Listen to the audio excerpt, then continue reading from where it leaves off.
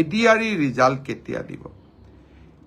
ADRE result 7 March শুক্ৰবাৰে আমাৰ grade 3 আৰু গ্ৰেড 4ৰ যি আমাৰ ৰিক্ৰুটমেণ্ট কমিশ্যন আছে তেওঁলোকে ঘোষণা কৰিব।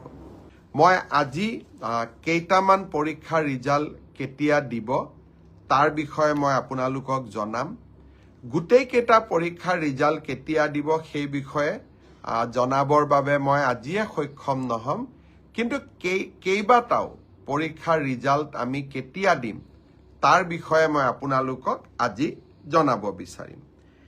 মই আগতে কৈছোঁ যে পৰীক্ষাৰ ৰিজাল্ট কি হ'ব। আচলতে আপোনালোকে মোক সুধিছে, আচলতে আপোনাক ডেটটোৰ প্ৰয়োজন, কাৰণ ৰিজাল্ট কি হ'ব তাক আপোনালোকে সকলোৱে নিজে জানে। সকলোৱে OMR চিট ডাউনলোড কৰি লৈছে। প্ৰথমতে মই অসম আৰক্ষীৰ ৰিজাল্টৰ বিষয়ে আপোনালোকক জনাব খুজিছোঁ। মই য'তেই মিটিঙত যাওঁ আমাৰ ডেকা ল'ৰাবিলাকে মোক এইটোৱে সোধে, মামা ৰিজাল্ট কেতিয়া দিব, ৰিজাল্ট কেতিয়া দিব? ৰিজাল্ট কেতিয়া দিব মই আজি কৈ দিম। যিসকলে পাব তেওঁলোকক মই অভিনন্দন জনাম। যিসকলে নাপাব অহাবাৰ পৰীক্ষাৰ বাবে আৰু প্ৰচেষ্টা চলাব। মন বেয়া নকৰিব, আৰু সকলোৱে যিসকলে পাব তেওঁলোকৰ কৃতিত্বক লৈ আমি সকলোৱে গৌৰৱ কৰিম, আৰু যিসকলে নাপাব তেওঁলোকে পুনৰ প্ৰচেষ্টা কৰিম। পৰীক্ষাৰ এটা ৰিজাল্ট ভাল বেয়া দুইটাই আহে, তাক লৈ বহুত চিন্তা কৰিব নালাগে। We should take life as challenge. জীৱন প্ৰত্যাহ্বানেৰে পৰিপূৰ্ণ।